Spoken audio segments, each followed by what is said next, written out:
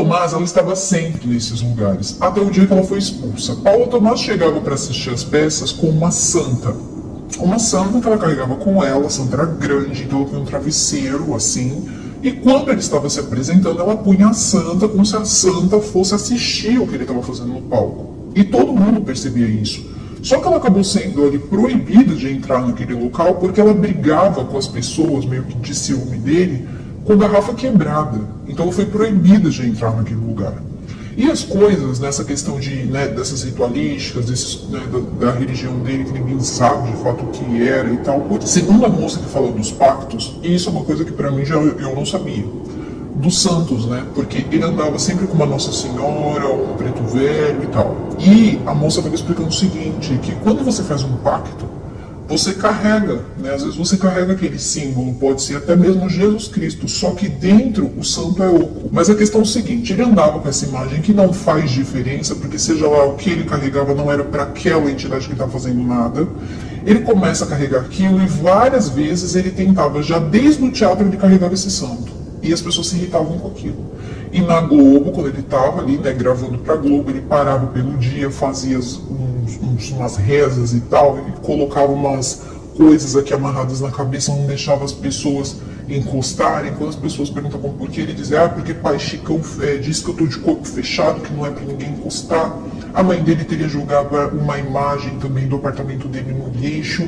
E aí eles tinham dentro de casa ali aquele costume de repente fazer ali algumas coisas ali mais ritualísticas ali dentro do casal, cada um com a sua religião, tudo bem, que não puxa a vida de pessoas. E o que vai acontecer é o seguinte, isso é uma coisa também muito importante.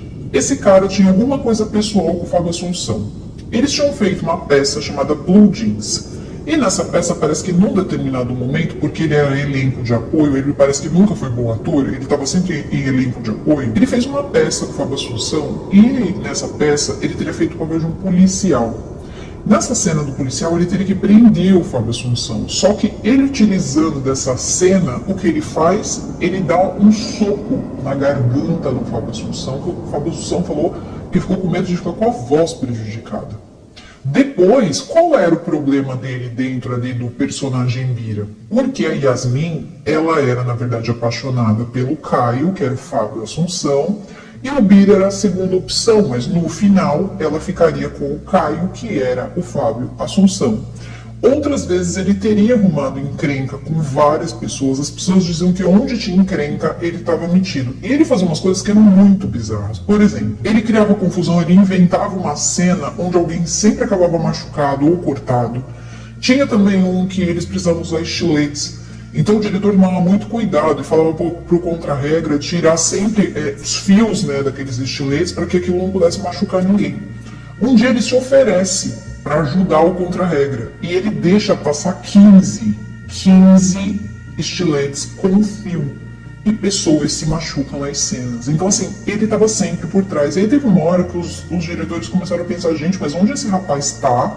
Alguma coisa acontece, né? Alguma coisa ruim acontece. Então as pessoas começaram a evitar um pouco ele, porque falavam assim, tem alguma coisa errada com esse cara, assim. Quando é demais, a gente começa a achar que de repente pode ser a pessoa. Ele também não aceitava estar em segundo, ser elenco de apoio, estar no apoio. Não, ele queria ser o personagem principal. E se ele conseguisse fazer com que o Bira ficasse com Yasmin, seria perfeito para ele. Então ele começa a pressionar as pessoas.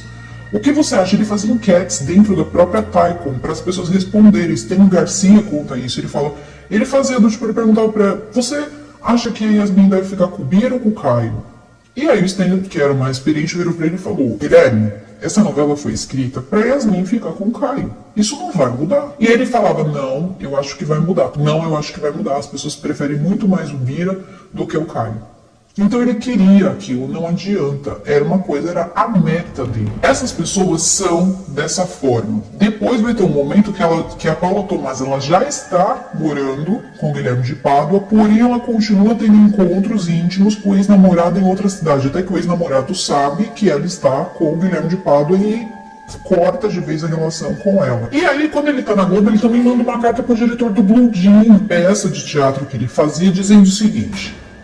basicamente isso, caro amigo, agora eu trabalho na Globo e eu não vou mais mostrar a minha bunda na sua peça de teatro porque agora esta bunda vale muito. né? Assinado Guilherme de Pádua. Aí, então, já sabemos quem são essas pessoas. Rogério acaba dando também, né? Fala também que ele, na verdade, ela sempre soube que ele era um carreirista. Então, ela fala dele e diz que ele sempre foi uma pessoa, assim, estranha. Ninguém gostava muito dele. Outros atores diziam a mesma coisa, principalmente os rapazes. Diziam que ele era sempre demais, tudo dele era demais.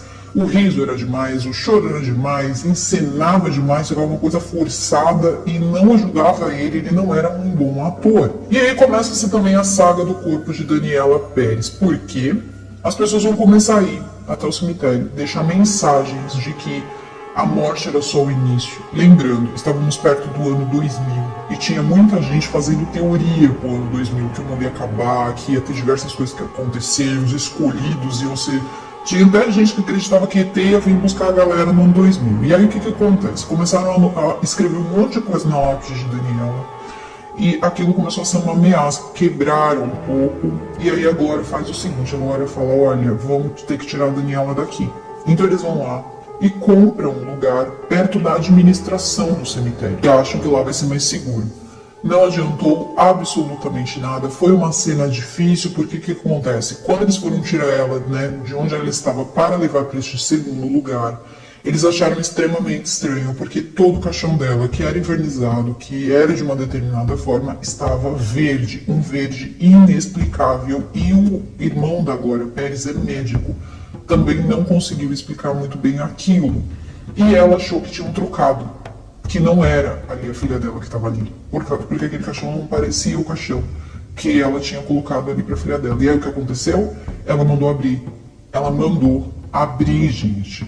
Ela abriu, tá? Eles abriram e quando abriu ela pulou para verificar se estava lá dentro. Era a filha dela. Ela já estava parcialmente decomposta, né? Já tinha muitas partes ali decompostas. O irmão dela disse que foi a cena mais horrível que ele já viu, mas a Glória Pérez não tem essa lembrança. Ela disse, podem não acreditar, mas quem estava ali era minha filha inteira, como ela estava no dia do seu enterro.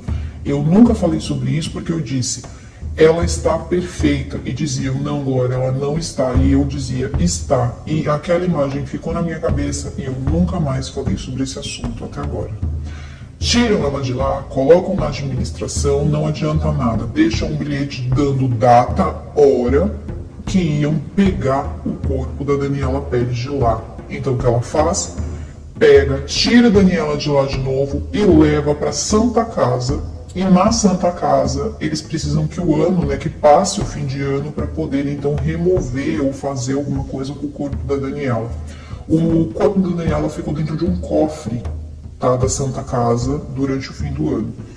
Quando eles entregam, então rompe, né, o ano, entra o ano 2000 com ela dentro de um cofre. Quando passa isso e a Glória volta na Santa Casa, eles entregam para a Glória uma urna, mostram como ficou, e a Glória embala aquela urna como se fosse uma criança. Todo mundo beija a urna, se despede, e ela, pelo jeito, pelo que a Glória falou, ela está naquele cofre até os dias de hoje. É colocado uma sapatilha ali numa lápide, mas é uma coisa simbólica, ela parece que ela não está lá.